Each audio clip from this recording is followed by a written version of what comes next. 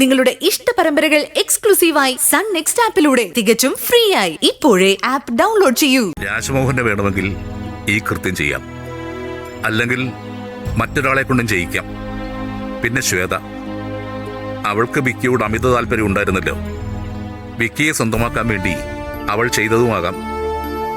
എന്നാൽ ശ്വേതയ്ക്ക് അത് ഒറ്റയ്ക്ക് ചെയ്യാനുള്ള കപ്പാസിറ്റി ഇല്ല. ഒന്നുകിൽ പ്രതാപൻ, അല്ലെങ്കിൽ ലോക്കൽ ഗുണ്ടകൾ, അങ്ങനെ ആരെങ്കിലും സഹായിച്ചിട്ടുണ്ടാവാം. പിന്നെയുള്ളത് വിക്കി. സ്വന്തം ഭാര്യയെ കൊന്നിട്ട് അവനെന്ത് നേട്ടമാണുള്ളത്? മുത്തശ്ശൻ പറഞ്ഞത് ശരി തന്നെയാ. പക്ഷേ മുത്തശ്ശൻ ഒരാളെ കൂട്ടത്തിൽ നിന്ന് വിട്ടുപോയി. അതാരാ? മാധവിനെ. ഏയ്, അവന്റെ ഫോട്ടോ കണ്ടിട്ട് ഒരു സാധുവാണെന്ന് എനിക്ക് തോന്നുന്നത്. മാത്രമല്ല, അഞ്ജലി അവന്റെ ഏട്ടത്തിയമ്മയല്ലേ? ശരിയാവാം. എന്നാൽ അവനൊരു സൈലന്റ് കില്ലറിന്റെ റോളാണ് ചെയ്തതെങ്കിലോ? ഏയ്, എനിക്ക് തോന്നില്ല.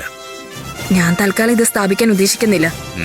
ഇത്രയും പറഞ്ഞ സ്ഥിതിക്ക് മുത്തശ്ശൻ അവന്റെ വേറെ ബോർഡ്സ് ഒന്ന് അറിഞ്ഞിരിക്കണം. അവന്റെ പഠനകാലത്ത് സ്വന്തം അധ്യാപികയുടെ അടുത്ത് പ്രണയാഭ്യർത്ഥന നടത്തിയവനാ അവൻ. ആ അധ്യാപികയെ അവൻ നിരന്തരം ശല്യം ചെയ്തപ്പോ അവനെതിരെ അവർ പോലീസിൽ കംപ്ലൈന്റ് ചെയ്തു. അതിനെ തുടർന്ന് അവന്റെ വീട്ടുകാർ അവനെ ഇവിടെ നിന്ന് കടത്തിയത് തന്നെ. അങ്ങനെ ഒരു മൈൻഡ് ഉള്ളവരെ വേണമെങ്കിൽ സംശയിക്കാം. I am totally confused in this case. കാരണം കുറ്റക്കാരൻ കുടുംബത്തിനകത്തുള്ളതോ പുറത്തുള്ളതോ അതിനുത്തരം കിട്ടുന്നില്ല. പലതിനും ലിങ്ക് ഇല്ല.